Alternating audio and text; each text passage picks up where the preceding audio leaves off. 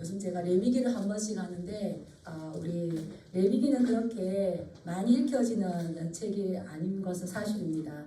많이 지루하기도 하고 이해하기도 어려운 책이라는 이러한 편견들이 있기 때문이죠. 그러나 이 레위기를 잘 읽어보면 하나님께서 우리를 이 거룩한 삶으로 안내하는데 매우 유익한 책이 아닐 수 없습니다.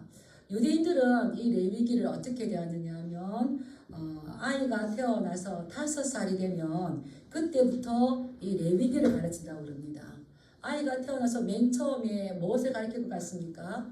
창세기, 출애굽기를 할 것 같은데 이 레위기를 가르친다는 거죠. 왜냐하면 이 레위기에는 예배 규범과 생활 규범이 그대로 있기 때문이에요.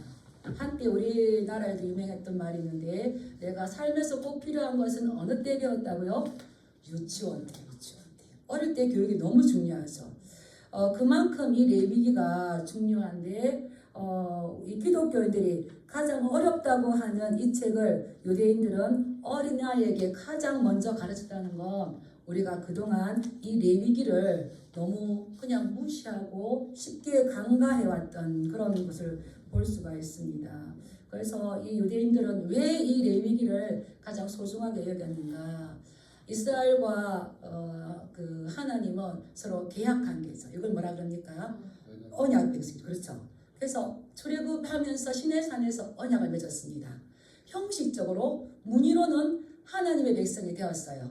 거룩한 백성, 성민이 되었어요. 그렇다고 그들이 동시에 그들이 성품과 그들의 삶이 거룩으로 바뀌었을까요? 아닙니다. 우리가 예수님 안에 들어왔지만 내가 하나님의 백성이 되었습니다 라고 하지만 우리는 항상 어디에 쌓여 있습니까? 죄를 지을 수밖에 없는 연약에 쌓여 있죠. 그래서 우리는 의인입니다. 그러나 또한 죄인입니다. 그러나 또한 죄인이지만 의인입니다. 세상이 말하는 죄인과 다르죠. 우리가 이 땅에 살면서 죄 아래 놓여있기 때문에 죄인이지만 우리가 이 땅에 떠나는 날은 영원한 천국에서 의인들과 함께 사는 줄 믿습니다. 네, 그래서 이 하나님의 백성이 되었다고 곧 거룩해지는 건 아닌데 제가 속죄죄를 말씀드릴 때 나 거룩해. 거룩 이 명사가 아니라 거룩은 동사라고 그랬어요. 자꾸 행동하고 만들어가고 선택하고 그래서 거룩은 점점 더 완성되어 가는 거겠죠. 따라하겠습니다. 거룩한 삶이 거룩한 행동이 쌓이고 만들어지고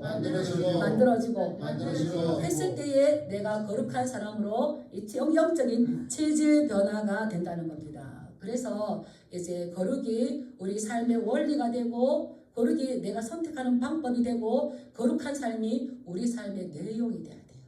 예, 우리가 한 주간 동안 내가 선택하고 결정하고 행동했던 그 기본 원리, 기본 방법, 기본 내용이 하나님의 말씀이었으니까 이렇게 자꾸 연습해 가야 된다는 거예요. 그래서 이스라엘 백성들에게 우리가 레위기를 읽을 때에 반드시 기억해야 할 것은 하나님은 나 여호와가 거룩하니 너희가 거룩하라. 이 말은 성경에 굉장히 많이 나와 있어요. 우리가 관심이 없어서 내가 보고 싶은 글자만 딱 보기 때문에 그렇지만 계속적으로 나오는 거죠. 그래서 우리는 하나님께서 따로 구별하여 부르셔서 거룩한 백성인데 거룩한 백성은 내가 예수 믿기 시작했다고 되는 것이 아니라 한 번 더 따라 해볼까요? 거룩은 나의 행동이 거룩한 행동으로 만들어지고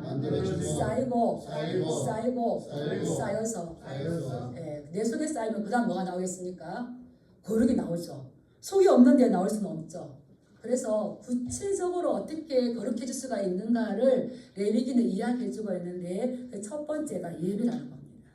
그래서 예배 5대 제사가 나오죠. 번제, 소제, 화목제, 속건제, 속죄제. 이건 뭐겠습니까? 하나님 앞에 나올 때에 예배를 어떻게 드리는가.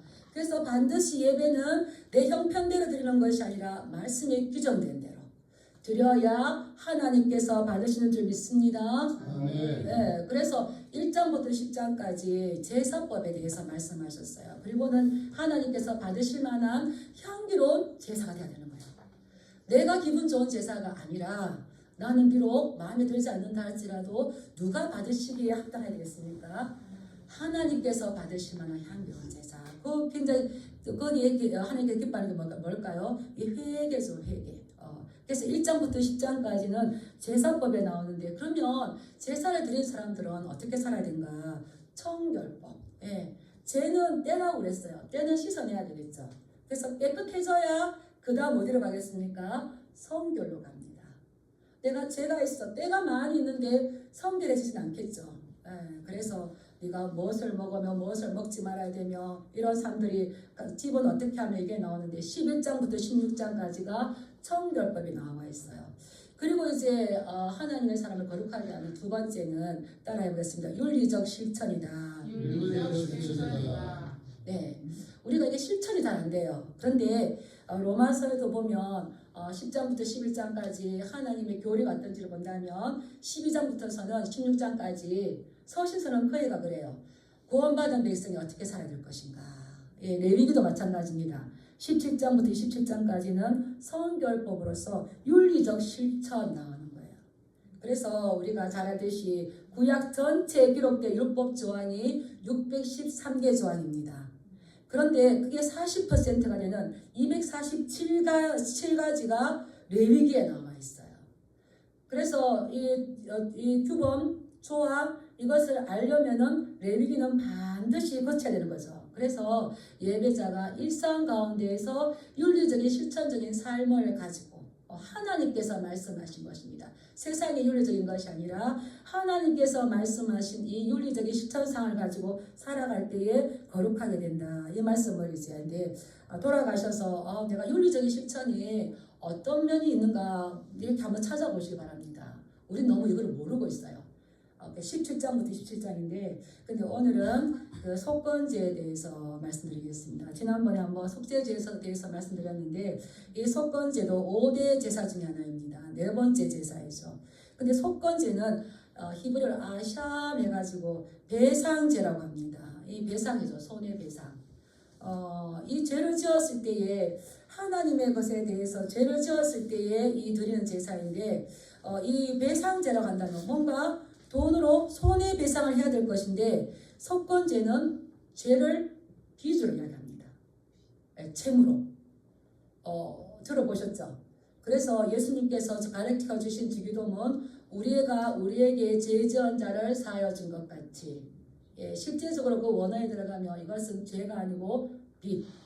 우리가 우리에게 빚진 자를 용서해 준 것 같이 우리의 빚을 용서해 주시옵소서 이렇게 하잖아요. 그래서 신약에서 예수님은 이 죄를 이 빚으로 많이 말씀하셨어요. 100데나리온 1만 달란트 빚진 자와 100데나리온 빚진 자. 예, 그 빚은 뭡니까? 죄인 거예요. 우리의 1만 달란트처럼 말할 수 없는 그 빚을 예수 그리스도께서 다 갚아주신 줄 믿습니다. 아멘. 예, 그래서 이거 속건제인데 이것은 이제 이 빚이다. 그래서 빚은 반드시 돈으로 환산되고요. 이 돈으로 환산된 거는 갚아야 되는 거죠. 그리고 이 속건제만의 특징이 있는데 이것은 일정한 이 손해배상. 그래서 하나님께 예배를 드릴 뿐만 아니라 사람에게 그 빚진 것을 죄를 반드시 돈으로 갚아줘야 하나님께서 용서하신다는 겁니다. 우리 죄 용서 어떻게 받습니까? 그냥 다 덮어놓고 은혜여가 아닙니다. 뭐 은혜여가 아니라 죄는 빚이기 때문에 반드시 돈으로 보상을 해줘야 된다는 겁니다. 하나님께 사람에게 이것을 말하는 것이 이 레위기 속건제인 거죠. 그래서 우리가 은혜를 아주 하찮게 여기는 것뿐만 되는 것이 아니라 진정한 용서와 진정한 사랑이 무엇인지 안다면 이게 좀 차원이 달라지는 거겠죠. 그래서 이 속건제를 주신 이유는 서로 진정한 화해를 위한 겁니다. 가해자가 이 피해자에게 그냥 나 잘못했어 이렇게 하면 이 피해자의 마음이 어떨까요? 그래서 보상을 주는 겁니다. 빚을 내가 잘못한 것을 이제 뒤에 말씀하겠지만 돈으로 환산하여서 가서 그 돈의 20%를 더해서 내가 1,000만을 빚어줬어요. 그러면은 1,200만을 가지고 가서 내가 사실 미안해. 그때 이럴 수밖에 없는 상황이었는데 용서해줘. 이렇게 화해를 청하면 피해자가 어떨까요? 그래 사람이 살다 보면 다 그럴 수 있지. 이렇게 진정한 이 화해가 되겠죠. 그리고 이제 이 배상제를 주신 이유는 반복적인 반복적인 죄를 이제 막아주는 거예요. 내가 뭐 1,000만 원의 죄를 내가 남몰래 죄를 지었어요. 그러면은 이거 하나님 말씀 앞에서 내가 갚아야 될 때에 1,200만 원을 만들어낸다는 거 쉽지 않죠. 그럴 때에 어떻게 하겠습니까? 그 1,200만 원이라는 돈을 만들어내면서 절대 죄는 지으면 안 돼. 이렇게 하겠죠. 그래서 이것은 속건제를 주신 것은 진정한 피해자와 가해자의 진정한 화해를 위한 거고요. 또 반복되는 이 피해를 또 죄 짓는 것을 막기 위한 것이고요. 또 서로에게 위로를 주기 위한 그런 뜻이 있는 겁니다. 그래서 예수님께서도 말씀하셨어요. 마태복음 5장 23절 24절에 보면 그러므로 예물을 제단에 드리려다가 거기서 내 형제에게 원망 들을 만한 일이 있는 것이 생각나거든 예물을 제단 앞에 두고 먼저 해야 될 것이라는 겁니다.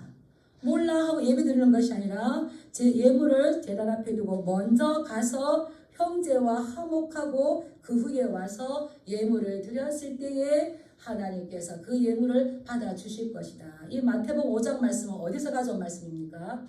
이 레위기의 속건제에서 가져온 말씀이죠. 그래서 우리는 이 속건제를 드려야 할 경우가 언제인지를 살펴봐야 됩니다. 우리가 읽었던 본문 말씀 14절에서 16절까지는요. 하나님의 성물에 대해서 범죄했을 때입니다. 하나님의 것이죠. 그리고 17절에서 19절까지에서는 하나님의 계명을 어겼을 때에 10계명을 어겼을 때에 가장 근접할 수 있는 거죠. 그리고 613개조, 247개조 그 계명을 어겼을 때에도 이 속건제를 드려야 됩니다. 그리고 6장 1절부터 7절까지는 이웃에 대해 범죄하였을 때 이웃과의 관계 가운데서도.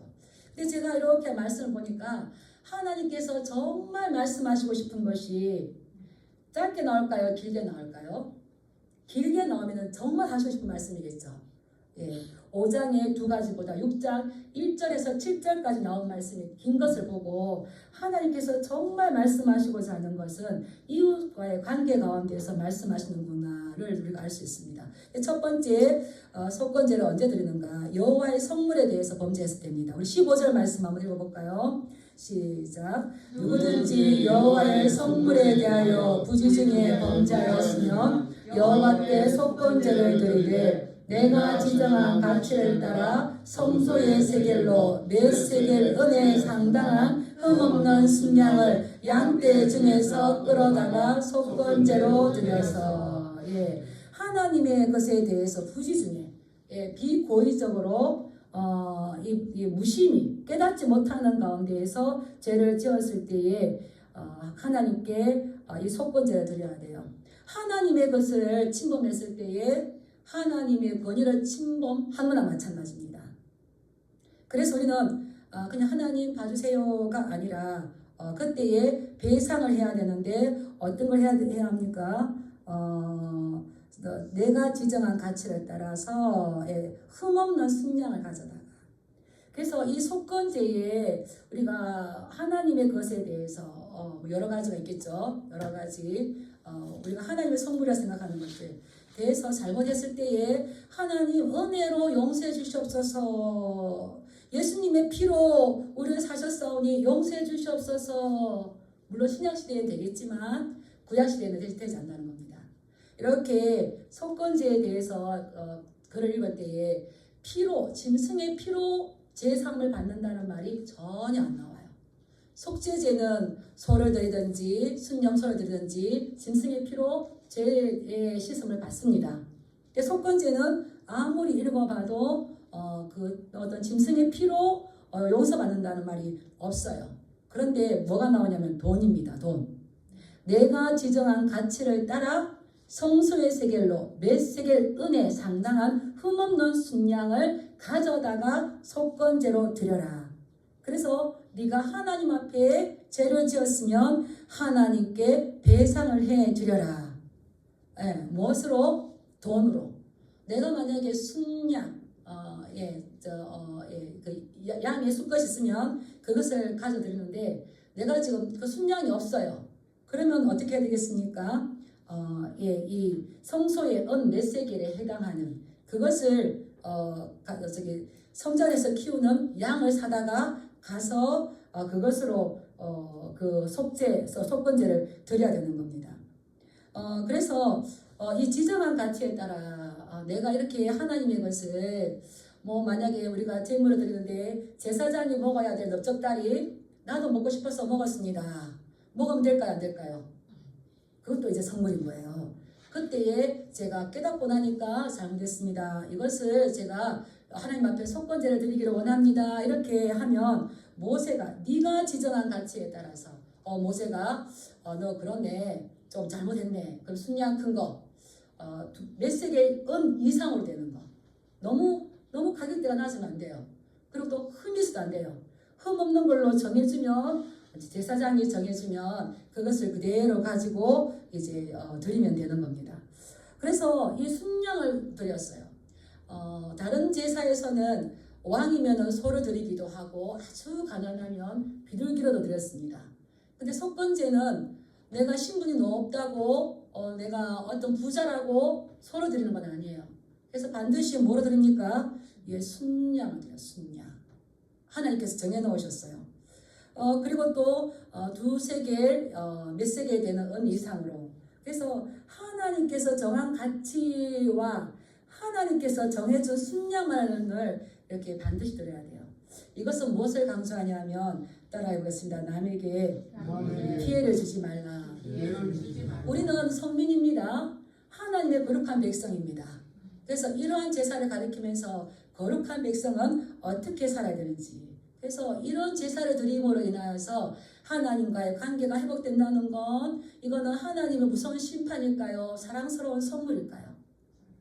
예, 이것을 드림으로 인하여서 네가 나에게 다시 가까이 나오기를 원해. 하나님께서 우리에게 주시는 사랑의 선물이죠. 예, 그리고는 또 그것만으로 끝나면 안 됩니다. 우리 16절 말씀 읽어보겠습니다. 16절 시작. 그분에 대한 잘못을 보상하되 그것의 5분의 1을 더하여 제사장에게 줄 것이요 제사장은 그 속건제의 순양으로 그를 위하여 속죄한즉 그가 사함을 받으리라. 아멘. 선물에 대한 이것 하나님의 마음을 아프게 했던 거에 대해서 순양을 드렸지만 그 선물에 대한 보상을 줘야 되는 거예요. 이제 배상해 줘야 되는 거죠. 그 선물의 원래 값에 얼마를 드렸습니다 했습니까? 5분의 1을 더하여.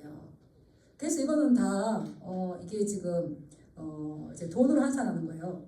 15절에도 보면은 이게 이제 순양이고 16절에 선물이고 그다음 18절에도 보면 순양을 속건제물로 드리고요. 또 6장 5절 말씀에도 보면 그 본래 물건의 5분의 1. 그 속건제는 반드시 뭐가 들어가야 된다? 돈이 들어가야 된다. 돈이. 그냥 은혜로 덮어주세요. 될까요? 안 될까요? 아닙니다. 그래서 네가 하나님 앞에 그렇게 순양을 드리고 난 다음에 그 선물을 가지고 제사장한테 갖다 주는데 본래의 것에 얼마를 더해 준다고요? 5분의 1, 20%를 더해서 그것을 갖다 주어야 제사장이 너를 위하여서 속죄한즉 너가 사함을 받을 것이다. 이렇게 하는 거예요. 네.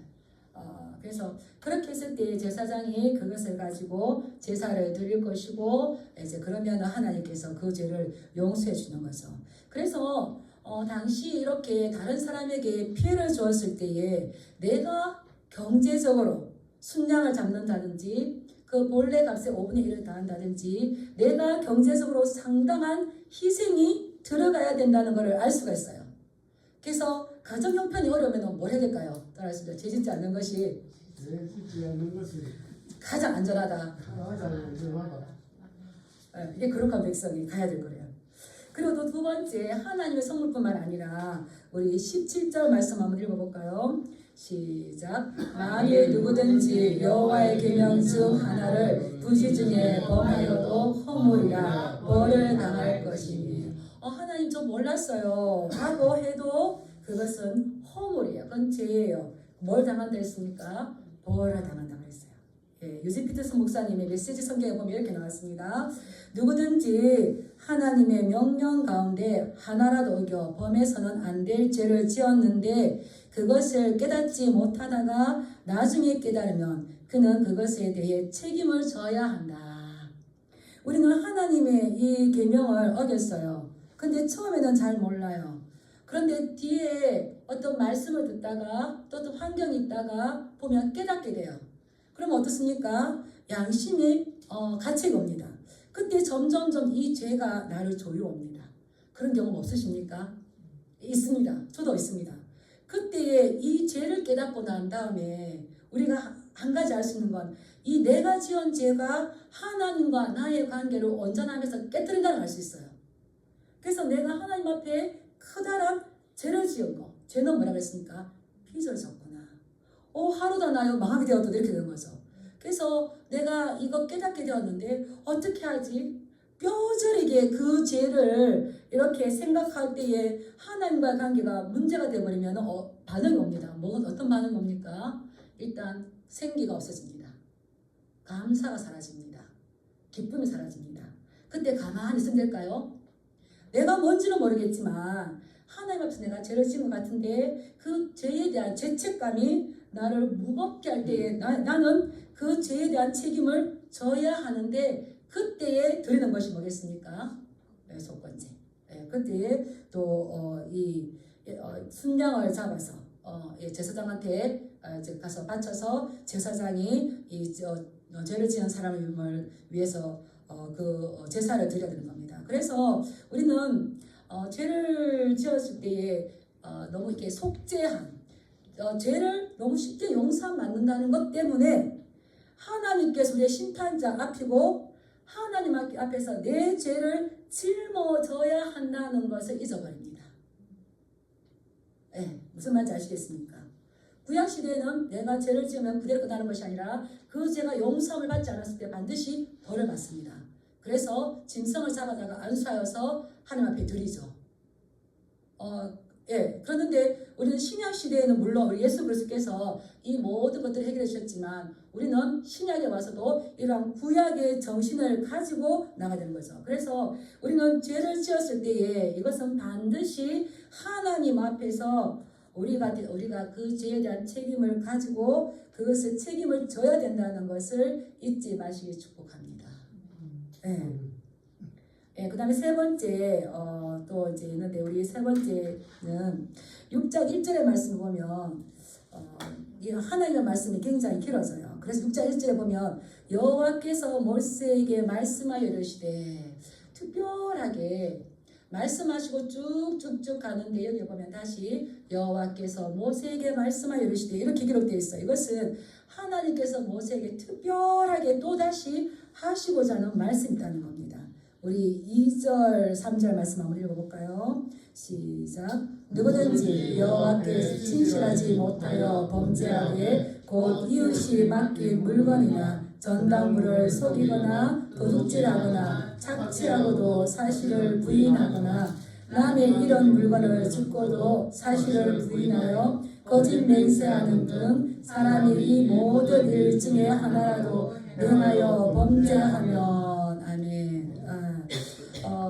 이 지금 기록된 2절 3절 말씀을 보면 사람이 하나님께 범한 죄보다 다른 사람 이웃에게 짓는 죄가 더 많음을 알 수가 있습니다. 우리가 아는 거 여호와께 신실하지 못하여서 불신실하여서 하나님 앞에 정직하지 못하여서 하나님을 쉽게 생각하는 거죠. 그래서 범죄했을 때에 이웃이 맡긴 물건, 정당물, 도둑질 이렇게 나왔는데 여기서 도둑질은 남 몰래 그의 물건을 가져오는 훔치는 것이 아니라 강탈하는 겁니다. 빼앗아서 자기 거라고 만들는 거죠. 그래서 남의 것을 강하게 빼앗아 가기 때문에 내 것을 이용임 집사님 것을 제가 강하게 빼앗아 왔어요.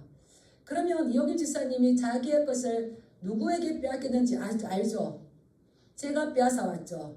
근데 하나님의 말씀을 듣고 보니까 이거 죄예요. 그러면 뭘 드리는 겁니까? 이 속건제를 드리는 거죠. 그런데 드릴 때에 거기에 얼마를 더해서 5분의 1을 더해서 이제 사과를 하는 거죠. 그래서 그럴 때에도 이 피해자가 범인이 누군지 알기 때문에 정확하게 거기에 보상을 해주는 겁니다. 그리고 착취하는 거. 이 착취하는 것도 모르고 할 수 없어요. 그 빼앗는 거. 그래서 이 강탈은 불법적으로 빼앗는 것이라면요. 착취는 합법적으로 빼앗는 그래서 이 착취는 가면을 쓰고 남의 것을 빼앗는 건데요. 제가 보는 책에 이렇게 나왔더라고요. 분명히 합법을 가정하고 있는데 남의 것으로 가야 할 것을 안 주는 것도 죄가 됩니다. 이거 뭐가 있을까요? 품꾼의 삭신 거예요. 우리 참고 말씀 신명 24장 14, 15절 말씀 고은아 적었니? 신명기 한번 보여주세요. 신명기 24장 없어요? 나는 참고 말씀 있다고. 그게 말씀에 제가 한번 읽어드리겠습니다. 24장 14, 15절 이렇게 나왔어요. 15절 말씀 한번 읽어보겠습니다. 저기 나왔네요. 시작. 그 품삯을 당일에 주고 해진 후까지 미루지 말라. 이는 그가 가난함으로 그 품삯을 간절히 바라리라. 그가 너를 여호와께 호소하지 않게 하라. 그렇지 않으면 그것이 내게 죄가 될 것입니다. 14절에 보면 공공하고 비난한 품꾼은 너희 형제든지 내 땅 성문 안에 우거하는 객이든지 그를 학대하지 말며 그의 품삯을 당일에 주고 해진 후까지 미루지 말라. 제가 한 4년 전에 그런 일이 있었는데 제가 컨트롤을 아주 존경하는 분이었어요. 존경하는 분이었기 때문에 제가 아는 분을 통해서 그분의 집을 짓게 만들었었어요. 그분의 집을 짓게 만들었는데 거의 중간쯤 완성되고 난 다음에 이분이 품삯을 안 주려고 그러시는 거예요. 그리고 저에게 오셔가지고 이것 잘못하고 이것 잘못하고 이것 잘못하고 그래서 제가 설득을 막 해도 안 들어가는 거예요. 제가 왜 이 말씀을 일부러 우리가 이렇게 하냐면 제가 그때 그분을 굉장히 존경했었어요. 존경하고 또 외모적으로도 풍채도 좋으시고 그랬는데 이제 제가 소개한 그 일꾼이기 때문에 제가 중간자 입장인데 오셔가지고 품삯을 안 주려고 믿는 사람이에요. 그래서 제가 결국 타협을 해서 우리 김장로 품삯은 빼고 그분 제가 소개한 그분 품삯을 달라고 하니까 좋아서 주시더라고요. 제가 충격받았어요. 그분이 교회도 섬기고 성경도 보급하고 여러 가지를 하지만 실제적으로 성경에 기록된 뭘 모른다는 겁니까? 충격이었어요. 그래서 15절 말씀 한번 띄워보겠습니다. 당일에 주고 당일 안 줬어요. 한참 뒤에 이는 그가 가난함으로 그 품삯을 간절히 바랍니다. 그가 너를 여호와께 호소하지 않게 하라. 그렇지 않으면 그것이 내게 죄가 될 것입니다. 이분 어떻습니까? 이 한 영혼이 상처받는 건 상관없어요. 내 호주머니에 채워지는 게 상관이 있어. 안 나가는 게 상관이 있어. 근데 그가 나에게 호소할 거라고 했잖아요. 우리는 성경을 들고 다니는 것이 아니라 성경에 윤리적인 실천사항이 뭐가 있는지를 자세히 바라보지 않으면 오히려 진노의 잔을 먹고 마시겠느냐 책망 들을 줄 믿습니다. 충격이었어요.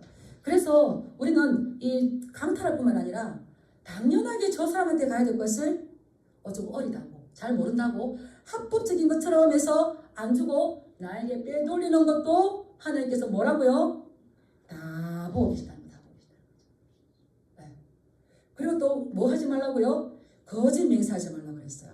하나님을 두고 거짓 맹세하면 누구를 공범자로 만드는 겁니까? 하나님을 공범자로 만드는 거예요. 그래서 하나님께 여기서 드려야 돼요. 이스라엘 백성들은 이것을 지켰을까요? 안 지켰을까요? 이제 바벨론 포로로 끌려가고 아수르 포로로 끌려가는 거 보면 지키지 않았겠죠. 근데 놀라운 건 신약 시대에 예를 들면 몇 분 있지만 이것을 지킨 사람이 있어요. 누가 있냐면 누가복음 19장에 보면 삭개오가 나옵니다. 삭개오는 세리장이고 부자였습니다. 그때 세리도 백성들에게 욕을 많이 먹는데 세리장은 뭐 더 그렇죠. 이 세리장은 로마 정부와 딜을 한다는 거예요. 타협을 해서 나를 세리장 되게 해주면 내가 로마를 위해서 어마어마한 세금을 걷어줄게. 이렇게 한다는 거예요. 그래서 이 삭개오가 세리장까지 되었지 않습니까? 그래서 이 세금을 얻어서 일부는 로마 정부에 바치고 또 나머지는 자기가 떼먹습니다. 이러한 어마어마한 세금을 바치고 자기가 이익을 취하기 위해서 그가 할 수 있는 건 뭘까요? 반드시 강탈과 착취를 할 수밖에 없습니다. 그래서 세리들도 죄인 취급받았지만 이 세리장은 최악의 죄인이었어요. 그런데 예수님께서 이 삭개오의 집에 방문합니다. 또 삭개오 또한 이 예수님을 초청합니다. 그때 삭개오가 놀라운 말을 하는 거예요. 누가복음 19장 8절 말씀을 보면 삭개오가 서서 주께 여짜오되 주여 보시옵소서 내 소유의 절반을 가난한 자들에게 주겠사오며 만일 누구의 것을 속여 빼앗은 일이 있으면 내 갑절이나 갚겠나이다. 이거요 무슨 말씀입니까? 레위기 6장 2절 3절 말씀이죠. 너희가 맡긴 물건이나 전당물을 속이거나 도둑질하거나 착취하고 이런 거.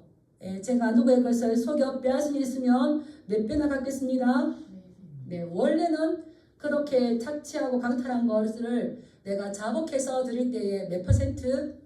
20%만 주면 되는데 삭개오는 하나님의 예수님의 그 은혜가 너무 커서 원래 출애굽기 22장 1절에 있는 배상제로 올라가가지고 소 한 마리에 소 4마리, 양 한 마리에 소 한 마리에 소 5마리, 양 한 마리, 양 5마리. 너무나 커서 20%만 아니라고 하면 절반을 준다고 그러는 거죠. 이게 뭘까요? 하나님의 사랑을 받은 자로서 정확하게 속건제의 사가 무엇인지를 안다는 겁니다. 그래서 정말로 이 삭개오가 이 말들을 한다면 어떻게 될까요? 그의 재산은 절반으로 줄어듭니다. 그리고 만약 빼앗은 거 내 값을 이렇게 갚아준다면 파산 상태가 될 겁니다. 그래도 이 삭개오에게 가장 큰 것은 무엇이었습니까? 예수님을 통한 이 구원과 은혜가 너무 크니까 자기가 그동안 가지고 있던 재물에 대한 탐욕이 따라가겠습니다. 설 자리가 없었다. 예수님의 사랑과 그 구원이 너무나 크게 나한테 다가오니까 이제 눈이 열려졌어요. 내 인생을 이 돈이 망쳤네. 깨닫고 눈이 밝아지니까 이 돈이 무용지물인 거예요. 그래서 다 갚겠습니다. 다 나누어 주겠습니다. 타산이 된다 할지라도 저는 이것을 섬기겠습니다. 그래서 이것이야말로 진정한 속건제 올바른 모습이며 배상제사의 핵심인 겁니다. 그런데 중요한 건 이렇게 배상제사를 드리기 전에 다른 사람에게 유익을 끼치는 저와 여러분들에게 주님을 축복합니다. 그때 예수님께서 그에게 신앙 고백하지 않았어요. 이렇게 했는데 예수님께서 그 집에 구원을 선포하십니다. 누가복음 19장 9절 보면 예수께서 이르시되 오늘 구원이 이 집에 이르렀으니 이 사람도 아브라함의 자손이라. 18장에는 부자 간언이 나와요. 그는 내가 계명을 다 지켰는데 한 가지 부족한 거 내 재물을 받아서 가난한 사람들에게 주어라 했을 때 그는 주지 않았어요. 그래서 구원에 못 이뤘어요. 근데 삭개오는 이런 배상 제사를 확실하게 드림으로 해서 이 사람의 집에 구원이 이르렀으니 이 사람도 아브라함의 자손이라. 우리 어떻게 할까요? 우리는 얼마나 하나님께와 이웃에게 얼마나 많은 죄를 지었는데 어떻게 감당할까요? 이사야 53장에 보면 4절부터 이렇게 8절까지 이 말씀 있습니다. 우리는 다 양 같아서 각기 그릇 행하여 각기 제 길로 갔거늘 여호와께서 우리 모두의 죄악을 누구에게 담당시키셨도다? 예수님께 담당시키셨도다. 그래서 예수님이 곤욕당하시고 신문당하시고 채찍에 맞으시고 이 찔림을 받으셨죠. 그래서 이사야 53장 10절에 보면 아주 놀라운 말씀이 나옵니다. 한번 띄워주세요. 네, 보겠습니다. 같이 읽겠습니다. 시작. 여호와께서 그에게 사함을 받게 하시기를 원하사 질고를 당하게 하셨은즉 그의 영혼을 속건제물로 드리기에 이르면 그 시간 보게 되보며 그의 날은 길 것이요 또 그의 손으로 여호와께서 기뻐하시는 뜻을 성취하리로다. 아멘. 여호와께서 예수님의 상함을 받게 하시기를 원해서 질고를 당하게 하시고 예수님의 영혼을 뭐로 들으셨다고 했었어요? 속건제물. 누구를 위한 속건제물일까요? 각자 다 자기 길로 가는 그런 행하는 양들과 같은 우리들을 위해서 하나님께서 우리가 감당할 수 없는 우리가 무슨 그 속건제 다 감당하겠습니까? 그래서 예수님을 속건제물로 주셨어요. 얼마나 기쁩니까? 말씀을 알수록 말씀에 대한 부담이 많이 오죠. 근데 말씀에는 답을 다 이렇게 적어놨어요.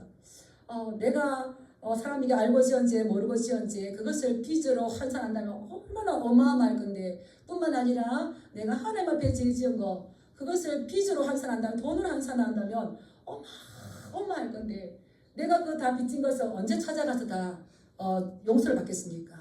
그런데 우리의 단번에 영원히 속건제물 되어주신 분이 누구십니까? 예수님께서. 따라해보겠습니다. 예수님께서 대신 갚아주셨다. 내가 책임져야 할 죄의 짐을, 죄의 빚을 다 갚아주셨다. 그게 뭡니까? 십자가 사건인 거죠. 이걸 안다면 우리가 1만 달란트 빚진 우리를 탕감해 주셨을 때에 내가 100데나리온 빚진 자를 왜 용서 못하겠습니까? 그렇게 이제 우리가 나가는 거죠.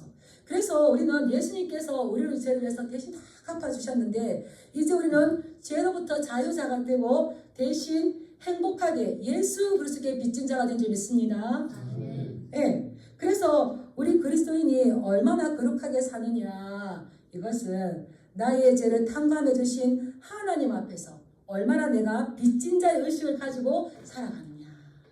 우리가 자유인이지만 우리가 그 자유 가운데에서도 주님께서 내 죄를 위해서 이 속건제물 되어주시고 대신 갚아주셨다는 이 놀라운 사실을 잊지 않으시길 축복합니다. 네. 질고를 당하셔서 우리의 영혼을 위해 속건제물 드리셔서 이제 내가 일일이 가서 갚지 않아도 이미 하나님께서 그 가운데서 우리를 자유롭게 해주셨다는 겁니다. 그래서 우리가 우리에게 죄 지은 자를 사하여 준 것 같이 우리 죄를 사하여 주시옵고, 이 기도를 마음껏 드리시길 축복합니다. 네, 이것이 하나님께서 우리에게 자유를 주시기 위한 놀라운 사랑이죠. 그래서 우리는 이 모든 삶들 가운데에서 주님 앞에 행복한 빚진 자가 되어서 그리스도의 사랑을 이웃 관계 가운데에서 드러내고 나타내고 또 서로 화해자가 되고 위로자로 세워가는 저와 여러분들 되시길 주님의 이름으로 축복합니다. 네, 기도하겠습니다.